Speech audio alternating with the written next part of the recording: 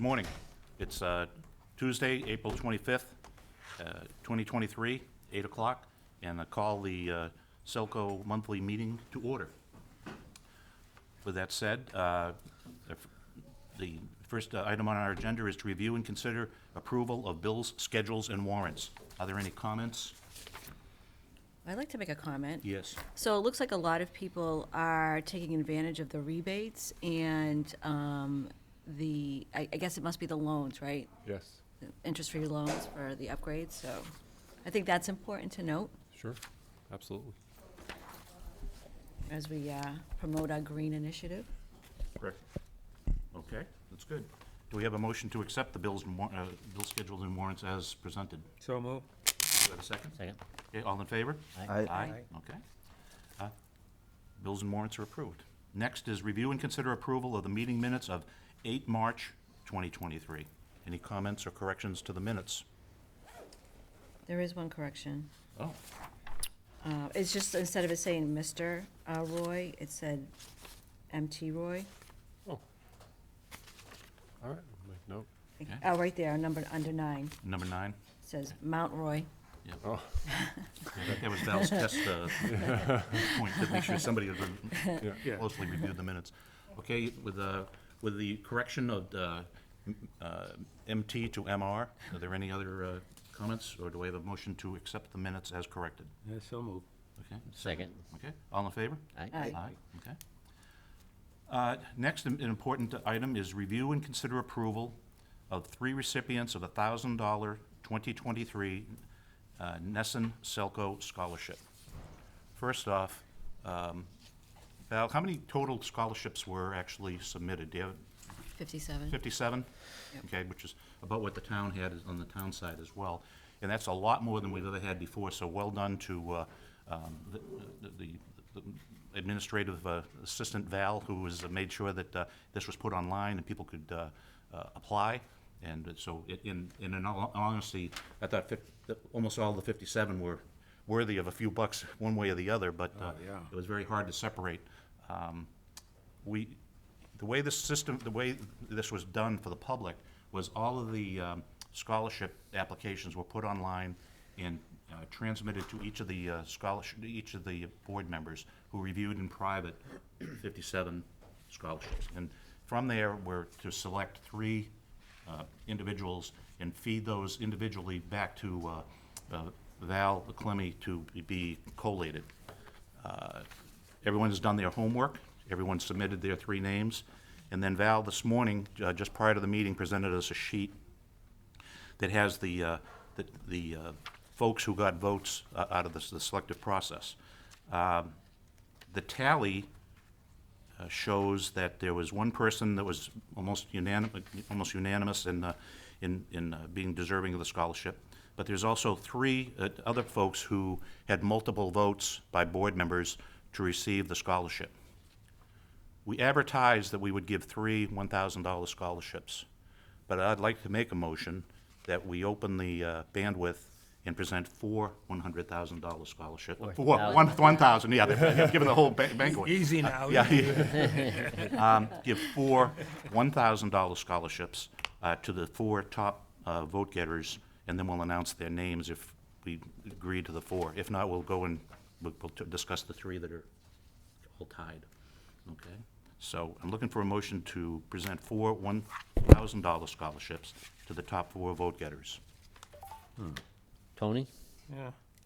Yes, I'll move that. I'll second it. Okay? And all in favor? Aye. Okay, so we're going to present the 4 $1,000 scholarships. So the awardees, Mike, do you want to read them off, or? Wow. Okay. Yes. The rewards go to, trying to alphabetical order here: Giovanna Bonatelli, Brian Caracon, Laura Lee, and Brandon Mello. Well done. Yeah. Okay, and those 4. Congratulations. Yeah, and those are, unlike the town scholarships, I think the $1,000 scholarships go directly to the student even before school, right? It's not like in the town, you have to go and complete the semester and then submit the paperwork that you actually did go to school and did well. So Okay, so that's great. With that said, we move to the next item on the agenda, review and consider approval of the SELCO workplace charging policy. Okay, and with that, who's going to discuss that for that us? off? Mr. Roy? All right, I'll kick that off, thank you. So this is, if you might recall, this is a continuation of the discussion from January, which seems like that was yesterday, but apparently that was several months ago. So we wanted to bring this back for discussion because we feel like it was a good time with respect to everything we've seen in the news about the the infrastructure, Inflation Reduction Act. In fact, I was going to make a note with Maria's comment to the fact that we have a lot of rebates being utilized today. So adding this into the additional portfolio of options to continue to make progress on some of these goals. And so in this particular instance, this workplace charging is intended to serve as the template for enabling the two most prominent areas where people charge their EVs, being home and work. And so just the memo here just kind of covers some of the key talking points about the idea behind the policy, as well as some of the costs. And so basically we went back since from the January conversation. Patrick assembled basically just a broad policy that we hope covers what we took away from the prior meeting, and that basically in summary being free level 1 charging and then discounted level 2 charging. And then the last talking point I just wanted to add was what this does by taking a shot at this now is with some of our upcoming projects we can enable design considerations for level 1 outlets. So again, the policy also is intended to clarify elements that we feel like aren't necessarily an issue but could be an issue. For instance, the extreme example of people just running charging extension cords to random outlets around town hall to charge their vehicles. Like this clarifies you can only plug in your car at a designated level 1 outlet. So we can start to plan that with building projects. And then the other one is the level 2 charging. Our existing stations are due for a software update at some point this year, sooner rather than later, as well as future deployments. So if we have this discussion now, we can incorporate the programming for the software to enable some of these features. And then lastly, I think the most important point is kind of serve as a leader by example to show folks that this is a worthwhile project. Okay, I don't know of any place here around the town hall right now that you could plug in a level 1 without putting a cord across a paved road, right? True. So is this like for the future that we're going to extend it from like maybe the level 2s and put some level 1s along the road there that people can charge? Yep. Okay. Is that going to further take parking spots that they'd be reserved only for electric charging? That's just something I throw out that in the parking plan we need to consider. So how many we put. Now the town garage, not the town garage, but our municipal drive facility has, do we have level 1 charging capabilities there yet? No? Okay, so, but we're getting there. So that's all part of the plan. The policy we're looking at is this is kind of to incorporate preliminary stuff. Exactly, the design planning. And it also clarifies, not to focus on some of the, I would maybe call it the negative side, but we have fleet charging units being installed as we have more incorporated in the fleet. So the idea is to clarify, we don't come in and plug in your personal vehicle in our fleet units, which aren't metered or anything like that. This is starting to clarify the pun intended, the lanes, for Okay. how you charge your vehicle. Where would they go now, like currently as planned? Okay, so I guess more, we don't have any level ones in the pipeline Oh, okay, currently. okay. Then the level twos, the hope is to incorporate, basically a process where if you want to apply for discounted level 2 charging at any of the stations that we control in Shrewsbury, there's a registration form, we verify your employment and eligibility, and then you would be, you'd qualify to utilize the level 2. How long does it take to charge on a level 2? Is that a few hours?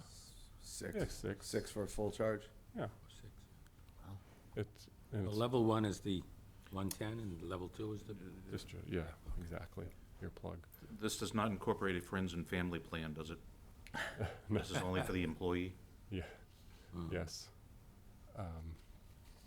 It would be, I mean, we haven't created the form yet, but, and I don't want to, if you have other comments, I don't want to speak out of turn, but basically it would verify the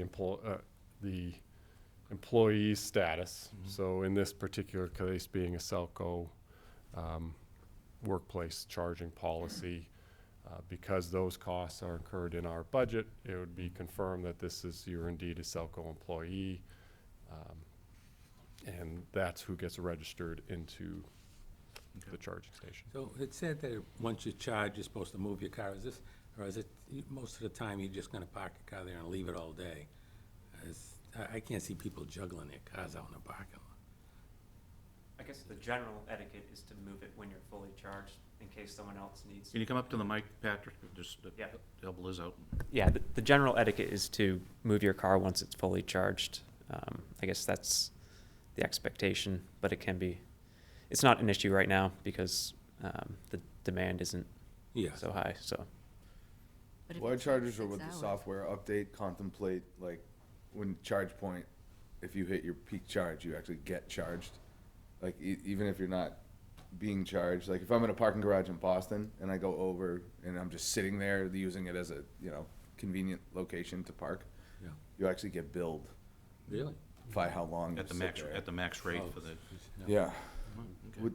Does our software contemplate that, or would we? I think with this new update this year, it will have that ability, but it currently That's an doesn't. incentive to move then. Yeah. Yeah. Good.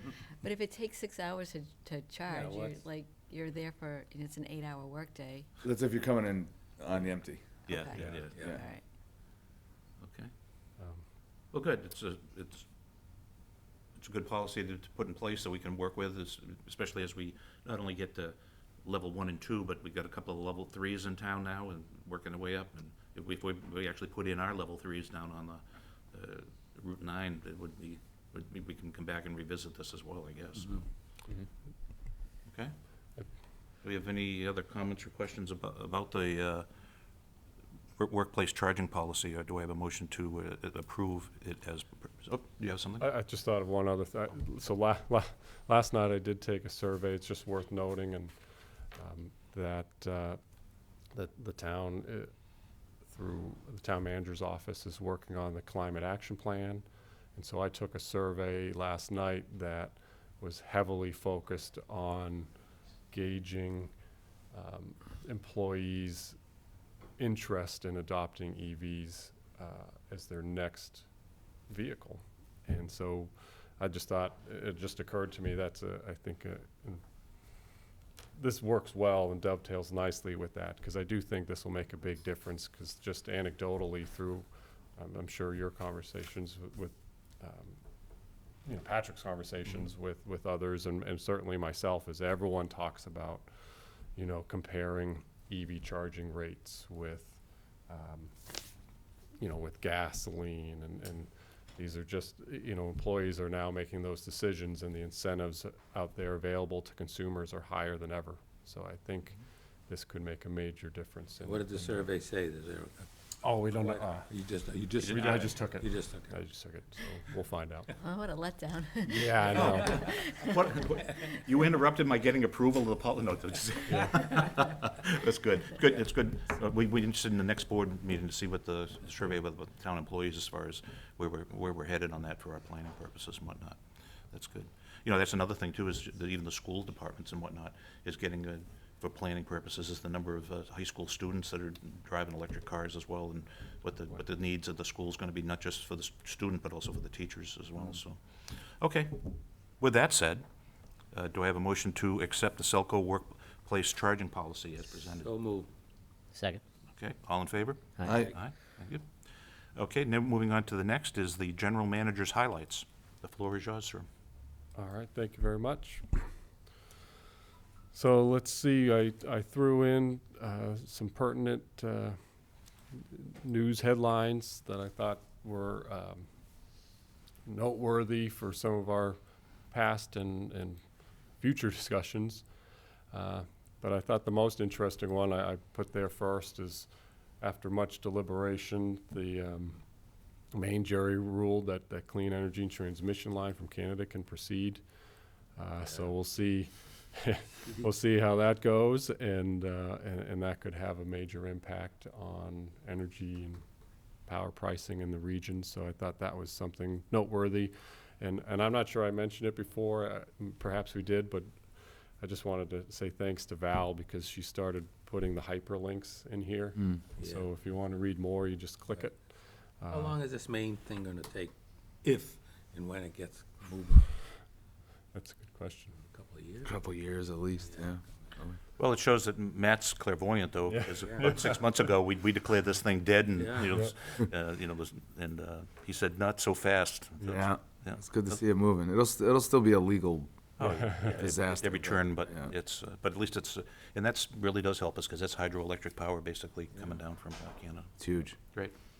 So that was noteworthy. Electric school buses, this one was an interesting, again, another cutting edge area to keep your eye on. The mini power plants, so school buses, I guess the key takeaway is obviously based on when school buses are needed. I think this is a really interesting place for some research on how they can contribute energy back to the grid when they're not being used.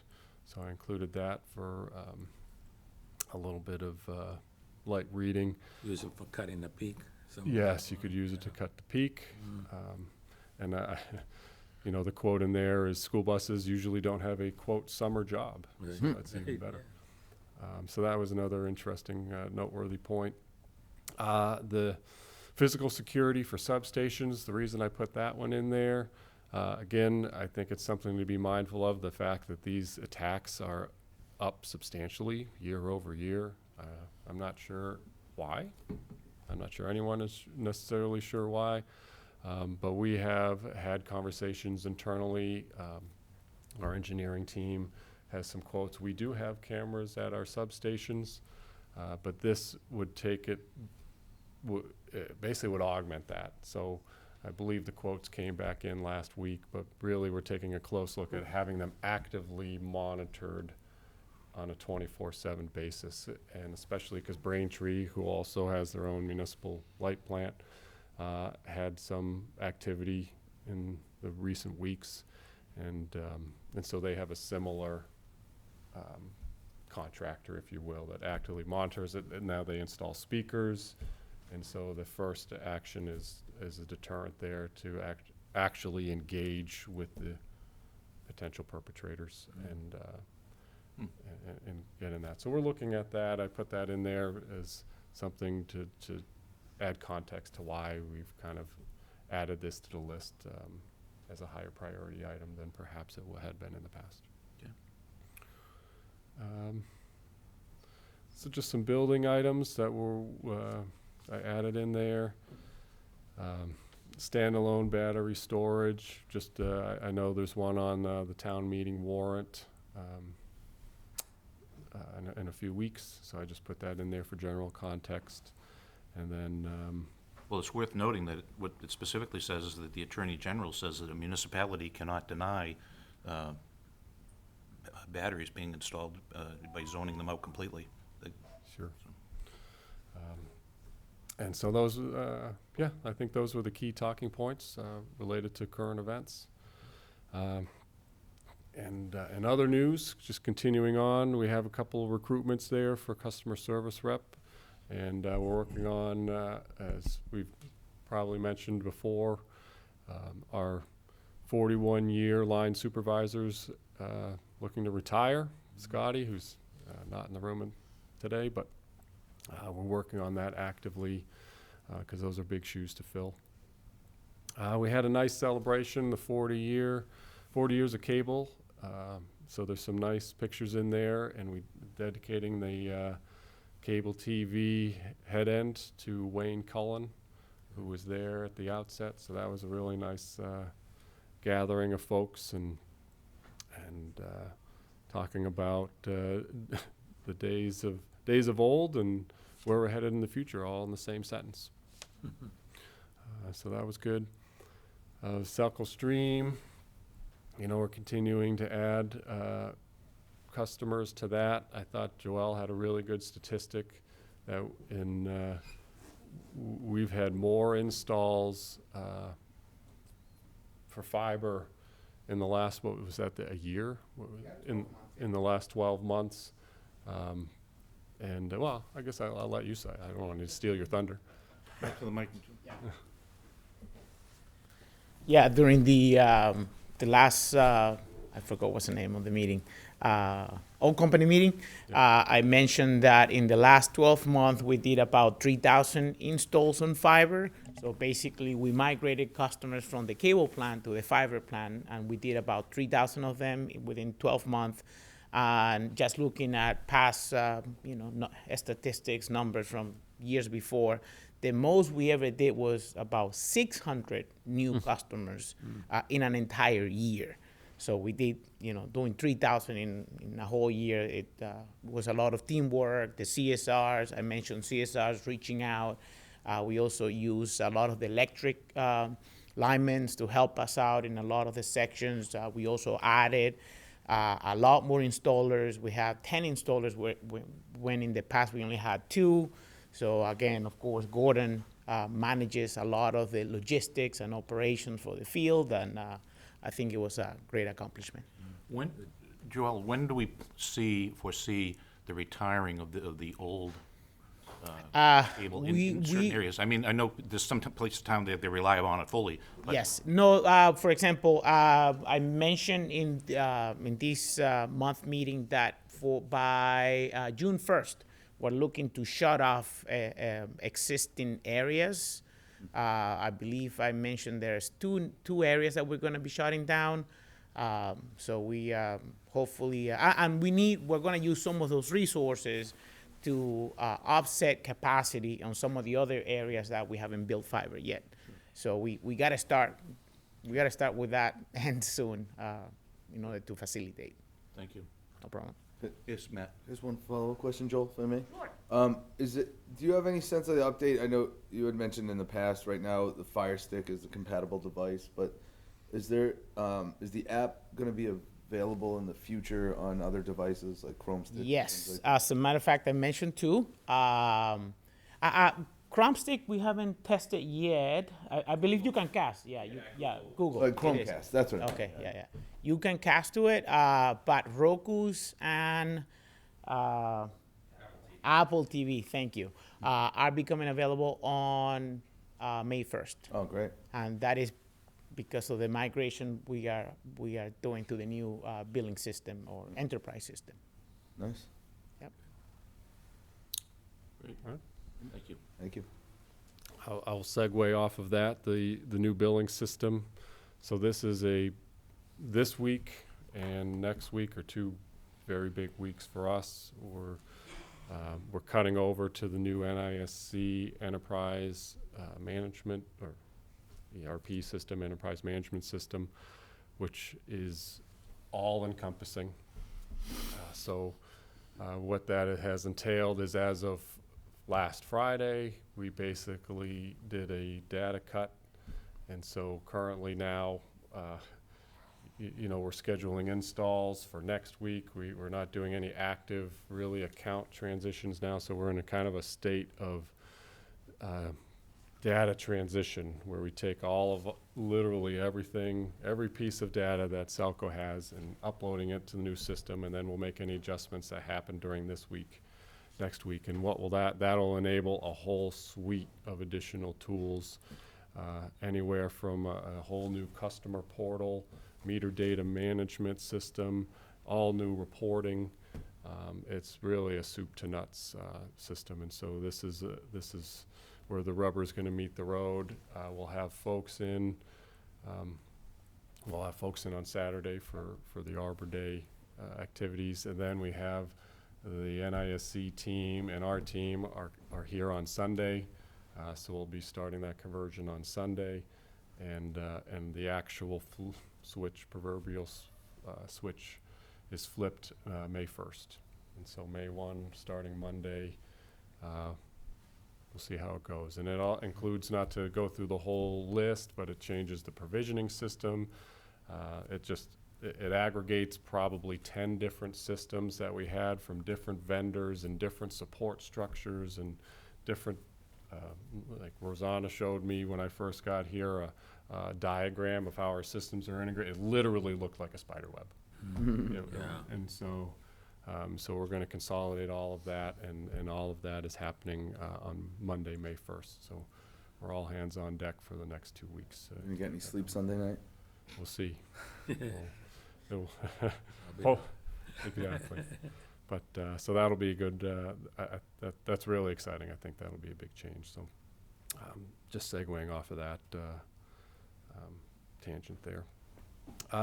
On the electric side, a couple of things I just wanted to highlight. Integrated resources. We've been actively monitoring the power supply expenses, and so we added a quick note in there that our expenses are tracking as we had forecasted. So our GTA, our 5.25% GTA, we're optimistic we'll be able to end that earlier than anticipated. As you can see there, we started that in Feb, and we originally had that running through September. But again, with the warmer than expected winter, some of those costs have come down, and so we're optimistic that we can remove that GTA earlier. The idea is we're looking to run that analysis and have that ready for our next meeting for further discussion. But just wanted to bring that to your attention. And then tomorrow, presumably tomorrow, we'll be meeting with the Lakeway Business District to discuss our DeLorean project potentially at the Worthington site. And so we have a whole presentation plan for that. We have some renderings that we've put together to show what that would look like and how that would be a benefit to the Does that area. Lakeway District have its own charging stations down there? There's a lot of units there. The only one would be Whole Foods, I would think. Just Whole Foods, I think. Well, that's another segue, actually, but, so yeah, Whole Foods is the only one I'm aware of, but I was gonna go to this Market Basket Level 3. So they have the new Market Basket Level 3, we included some pictures there. That is, just to clarify, that's not a SELCO project, but it's definitely something noteworthy, where I believe, he's not in the room either, but Ralph has used this several times. It's truly a DC fast charger. And so it's a nice addition to have that in the area. So they need 2 on each unit, huh? Well, that whole area down there, because you have the level 3s that are at Market Basket, but the Edgemere Crossing has significant number of EV charger, level 2 chargers, and they've actually designated them to different users. They can register and actually have the charger almost reserve the spot for them to be able to charge, but they've got a significant number of EV chargers in place, and for now, as time goes on, they'll probably need to expand, but so that whole area with the infrastructure that's SELCO's laid in, they bring in power and whatnot, it's working out pretty well. Exactly, and in my view, certainly subject to differing opinions, but I think between the workplace charging policy and the ability for folks to charge in their own homes, charge at their workplace. And then the missing link is this third item, which is getting a more robust charging infrastructure out there for road trips, all right? We're all accustomed to just pulling into a gas station on every block and pumping. So, you know, if you're looking to get an EV that maybe has 200-300 miles of range, you know, the next step of that is to have a reliable charging source on a longer trip than, say, your commute. So this is, you know, the more of these we see, I think the better to help facilitate that change.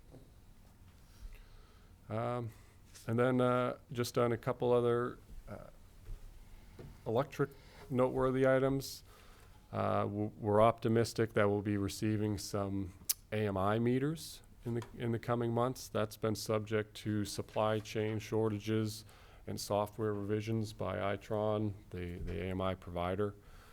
But again, between NISC and the features that NISC offers and AMI being that uplink from our each and every endpoint on the system, having those two come together at the same time is going to open a lot of doors in terms of system management, data analysis, outage management. And so I just wanted to point out that the AMI project is still proceeding and will dovetail with this new system we're implementing this week. Okay. And I think that basically that's it. You'd mentioned it, but the Arbor Day, Oh, yes, Arbor Day, and I guess Rick's our Arbor Day expert. well, come on up, We Rick. can Let's talk know what's about going on the with whole Arbor Day. experience. He's got the whole thing planned.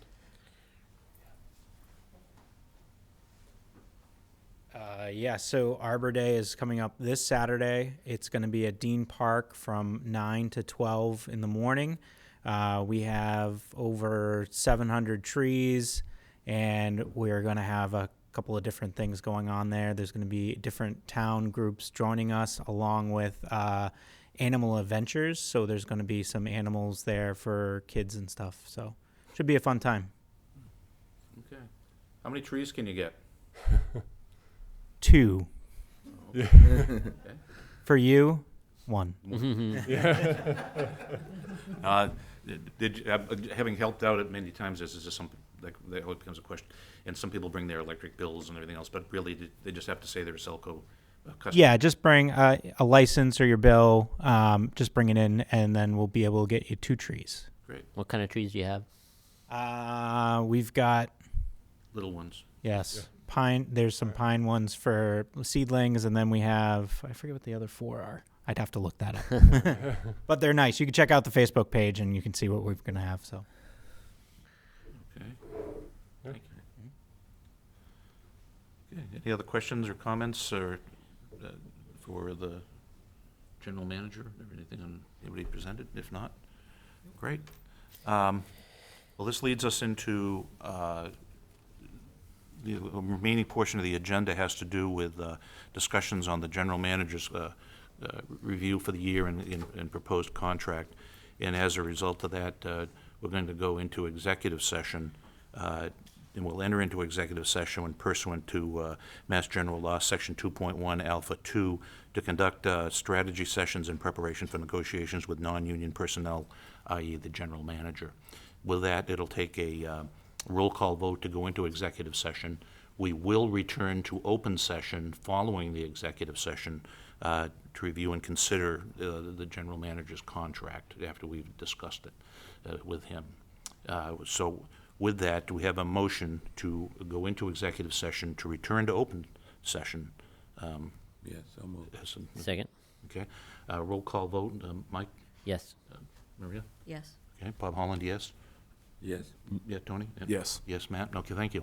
At, let's see, at 8:34, we'll close the open portion of this session and go into executive session to return to open session, I would say, maybe half an hour or so.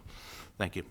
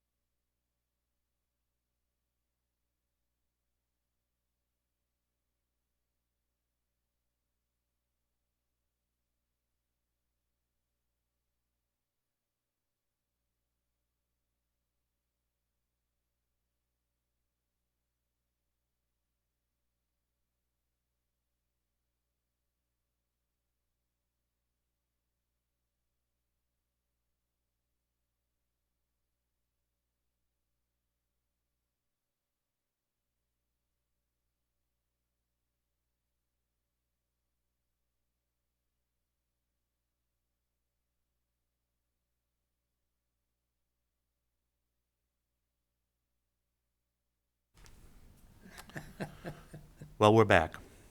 We've completed our executive session in which we discussed the contract for the general manager. And we are now in open session at 9:28 on Tuesday, the 25th of April, 2023. Results of the executive session have come to an agreement on a contract with the general manager. Some things that came up during our discussion, we looked at what Mr. Roy has done over the last 3 years of his employment, which hired in the middle of a pandemic in which we could only even interview him online, right in person. He's even better in person than just what you see online. He's proven himself over the last 3 years. One of the things I thought was always important was when he first came in and students were at home, was make sure that 100% of all the students in Shrewsbury had connectivity to education throughout the pandemic. I know the pandemic's kind of faded people back in school. They seem to forget what happened, but behind the scenes, that was a very large initiative. During that period of time also, the board recognizes the fact that you started the fiber install. Was it, $18 million approved for loan from the town, from the town meeting a few years ago, and we parlayed that money and continuing on to fully, to go to 100% fiber within the community over the next 2 to 3 years. And we're making great progress on that. Some of the things that also were talked about was the EV charging initiatives throughout the town, with the SELCO being the lead on many of those that have been installed, and the plans to go ahead further to provide EV infrastructure as time goes on. Those are just some of the things that have been going on. The main discussion on the contract was that we agreed as a board, and you've agreed to as the employee, that instead of a 3-year contract, that we would extend this contract, which we want to extend. We've start a new contract in July of this year, which is you end up on your 3-year contract, and extend that to the following contract would be a 5-year contract. So starting in July of 2023, we would have you through July of 2028. Is that correct? Is the term, did you change the date of the contract so terms as of April 25th rather than July, or are you shortening the term? July to July? Okay, Okay? Signed in April, okay. Yeah. 1st of July. Okay, good. And then, so it's a 3 to 5 year increase. It's a 6% increase in salary, which is commensurate with median of where we paid our other employees a little bit higher cost of living back in January. This is a little bit lower than that, but it's still a significant pay increase, and that it ends up being $237,000 for the first year, and it keeps you in line with like communities that have the same infrastructure and challenges that we have here within the Shrewsbury side, that put you in the middle of the pack on that. So with that, do any of the other board members have any other comments that you'd like to make before we actually vote in public to approve the contract? Hearing none, do I have a proposal to approve the general manager's contract as discussed in executive session? So vote. Second? Okay. I'll do a roll call vote just to verify that. Mike? Yes. Mary? Yes. Okay, Bob Holland, yes? Yes. Yes? Yes. Matt? Okay. So the general manager's contract for the next 5 years is approved. Congratulations. Congratulations. Welcome aboard again. Thank you. Re-aborting. Yeah. So with that, can we have a motion to adjourn the meeting at 9:30? So move. Second? Okay, all in favor? Aye. Aye, thank you.